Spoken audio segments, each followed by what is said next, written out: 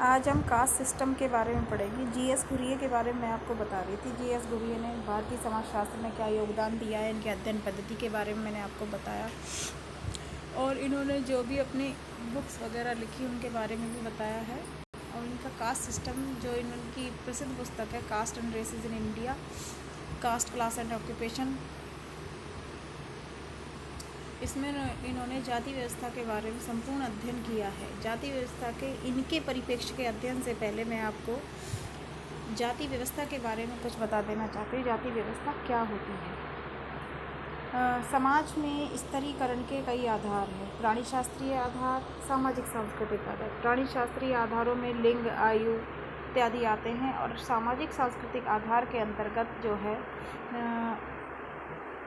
है जाति, दास प्रथा, प्रजाति, वर्ग, संस्कृति इत्यादि विभिन्न आधार हैं जो समाज में स्तरीकरण को पैदा करते हैं।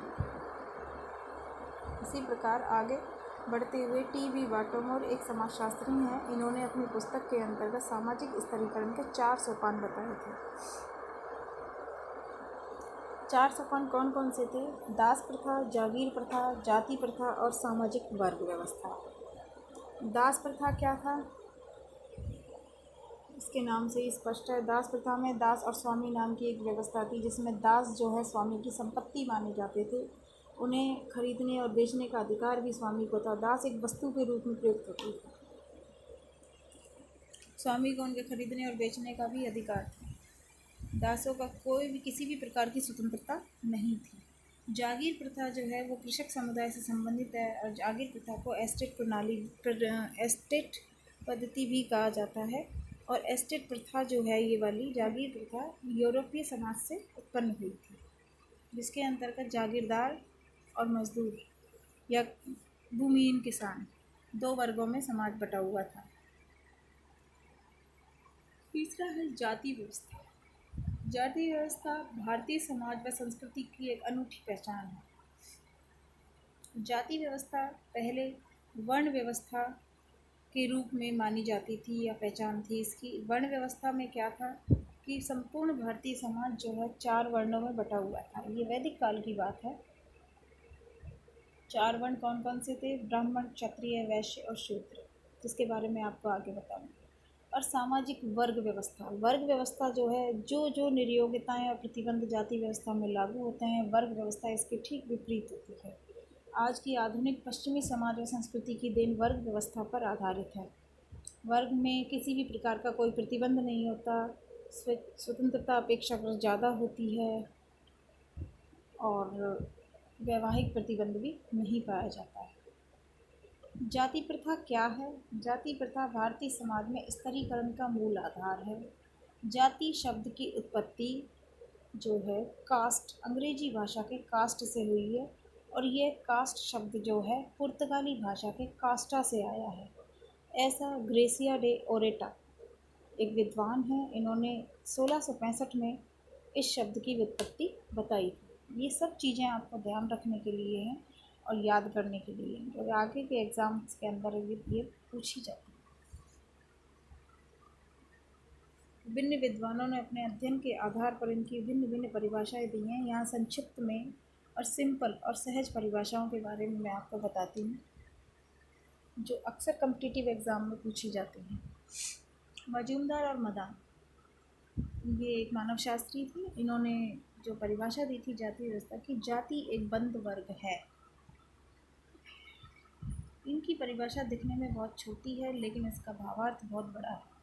जाति एक बंद वर्ग है, इसका मतलब ये है कि जाति वर्ग व्यवस्था की तरह खुली व्यवस्था नहीं है।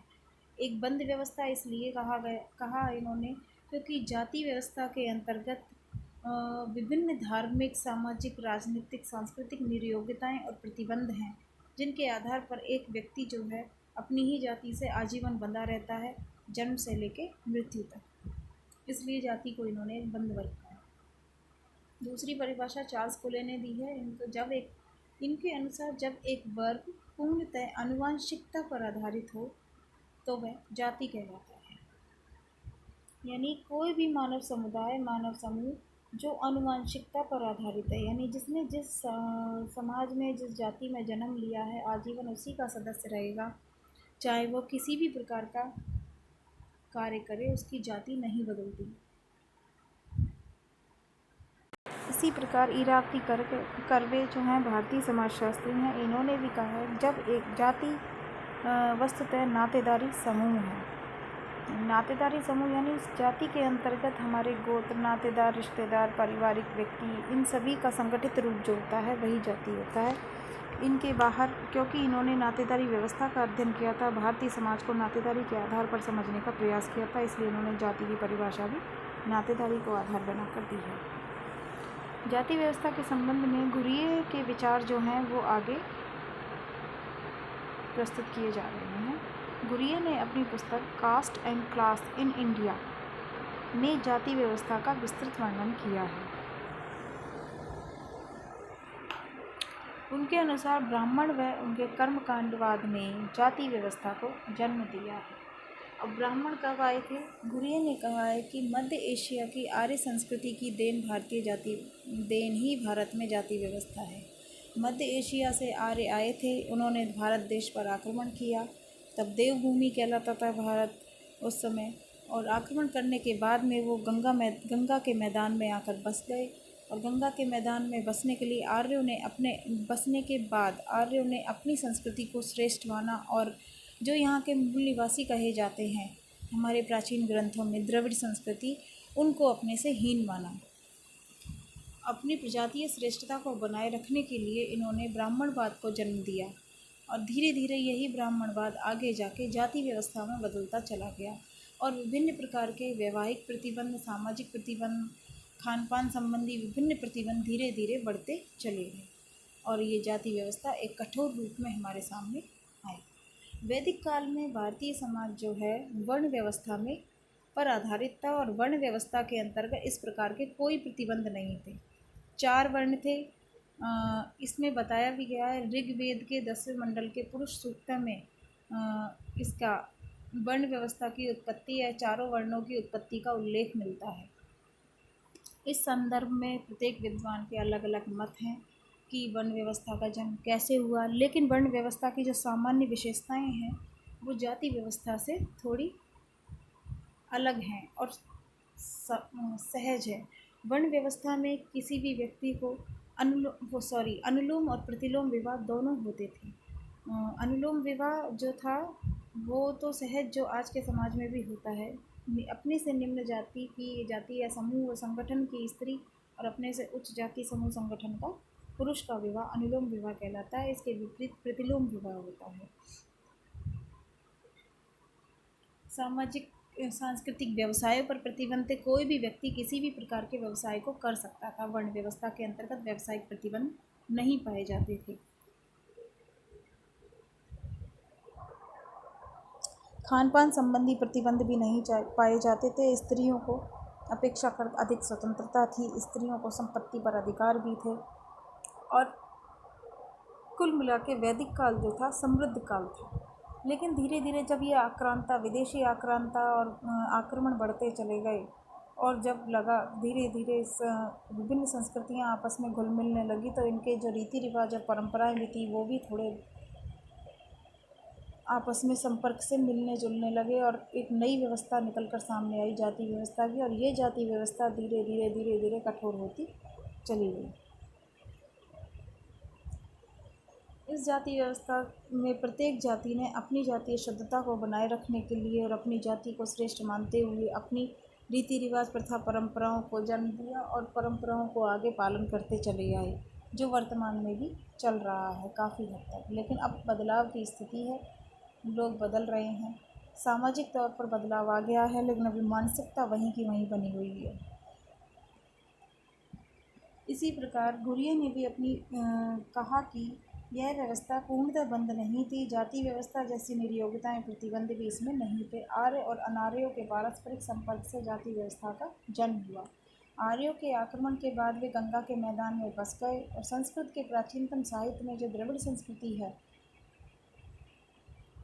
उन पर आर्यों का प्रभाव पड़ चुका था। इसीलिए आगे जो घुरिये ने इस संदर्भ में यह भी कहा है कि जाति प्रथा ब्राह्मणों से उत्पन्न वह बच्चा है जिसका जन्म, पालन, जन्म व पालन पोषण गंगा यमुना के मैदान में हुआ और यहीं से ब्राह्मणों ने उसे भारत के अन्य भागों में फैलाया।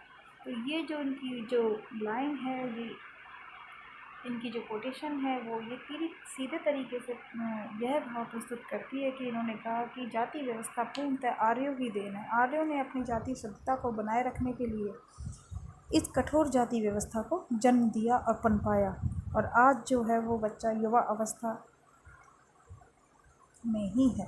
कह नहीं सकते हम कि वृद्धावस्था में, क्योंकि आज जो है विभिन्न स्वार्थगत तत्व जो हैं राजनीतिक पद सत्ता लोलुपता के अंतर्गत और विभिन्न प्रशासनिक और क्षेत्रों में आपको जाति संबंधी वाद विवाद देखने को मिल सकते हैं। किसी भी प्रकार की कोई घटना होती है तो सबसे पहले उसे जाति विशेष से पहचान दी जाती है, उसके बाद उस घटना का संपूर्ण अवलोकन होता है। इस संदर्भ में घुरिये ने जाति व्यवस्था की कुछ महत्वपूर्ण विशेषताएं भी दी। घुरिये ने जाति व्यवस्था की 6 विशेषताएं बताई थी, जिसमें पहली विशेषता थी जाति समाज का खंडात्मक विभाजन है। यानी समाज को विभिन्न खंडों में विभाजित करके जाति व्यवस्था ने अपने पूरे समाज को बांध रखा है, जिसके अंतर्गत विभिन्न एक समाज के अंतर्गत विभिन्न जाति समूह संगठन है, और ये समूह संगठन अपनी ही जाति में रहते हुए भी समाज को एक खंडित स्वरूप प्रदान करते हुए भी अखंड समाज का निर्माण करते हैं। दूसरा, संस्तरणात्मक व्यवस्था। जाति व्यवस्था एक निश्चित संस्तरण स्तरीकरण पर आधारित है, जिसमें प्रत्येक जाति समूह का अपना निश्चित स्थान है और यह स्थान सदैव के लिए है, इसमें कोई परिवर्तन नहीं हो सकता है। जो जिस जाति में जन्म लेता है आजीवन उसी जाति का सदस्य रहता है, चाहे वो अपने व्यवसाय को, अपने सामाजिक सांस्कृतिक रीति रिवाज प्रथा परंपराओं को कितना ही बदल क्यों न। भोजन में सामाजिक सहवास पर प्रतिबंध। परंपरागत जाति व्यवस्था के अंतर्गत सामान्य तौर पर कोई भी जाति किसी भी जाति समूह के साथ भोजन नहीं कर सकती थी।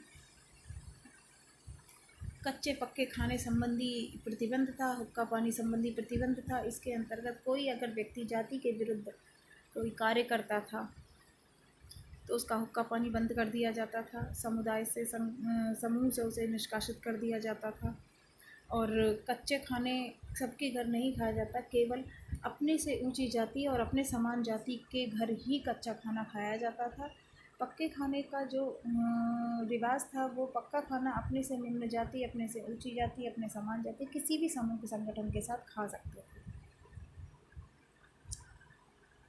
इसी प्रकार आगे नागरिक व धार्मिक नियोक्ताएं सभी को सार्वजनिक स्थल से खास तौर पर शूद्र को पानी भरने की अनुमति नहीं थी, और इस तरीके की विभिन्न नियोक्ताएं लागू कर दी गई थी। शूद्र वर्ग को उपर्युक्त 3 जो वर्ण थे, जाति थी, उन्हीं की सेवा का अधिकार दिया गया। सेवा के बदले में वो कुछ भी ले सकते थे, उसी से उनका भरण पोषण होता था, और प्रत्येक व्यक्ति का निश्चित कार्य निर्धारित किया गया था, और कार्य और व्यवसाय के आधार पर ही आगे जाके उसकी जाति का नाम पड़ गया था।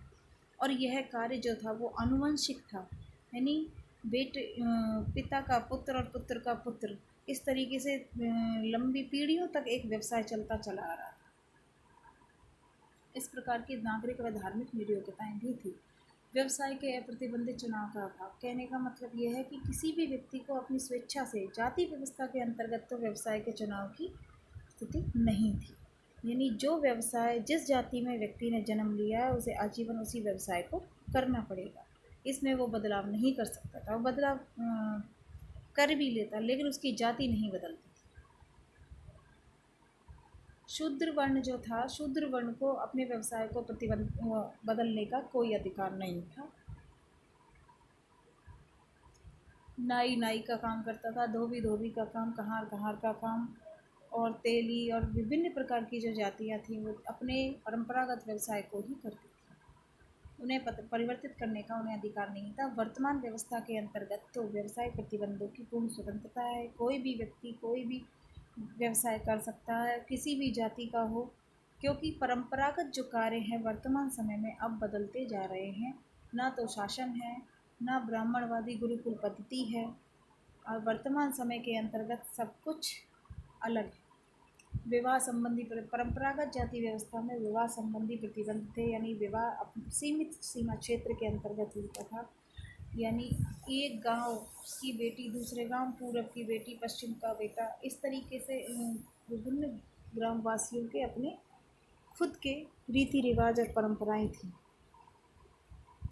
यानी अपनी बहू पूरब से लाओगे तो बेटी पश्चिम में दोगे। इस तरीके से विभिन्न प्रकार के क्षेत्रीय सीमा संबंधी प्रतिबंध थे। अपनी सीमा से बाहर विवाह करना, अनुलोम विवाह, प्रतिलोम विवाह, इस प्रकार की विवाह नहीं थे। केवल एक व्यक्ति अपनी ही जाति समूह के अंतर्गत विवाह कर सकता था, उसे कहीं अन्य विवाह करने की अनुमति नहीं थी। अगर ऐसा वो करता था तो उससे समाज से बहिष्कृत कर दिया जाता था, उसे अपने समाज के लोग विरोधी के रूप में देखते थे और उसका हुक्का पानी भी बंद कर दिया जाता था। इस प्रकार विवाह संबंधी प्रतिबंध भी थे।